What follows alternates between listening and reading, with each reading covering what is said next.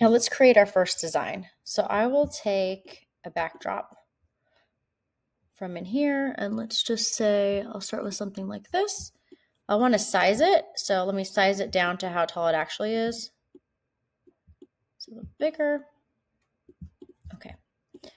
And now I will start to use some of the canvas functionality. So I like to group my balloons in clusters of 5. So I'll just count out 1, 2, 3, 4, 5, and then I will literally make a cluster.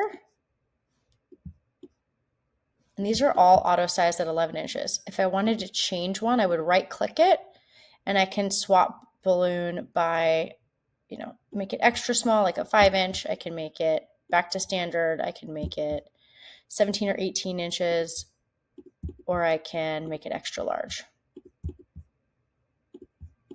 I can also group it and resize it like this and drag it over here. I can copy it.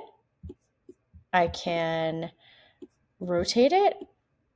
I can do whatever I want with the balloon sizing.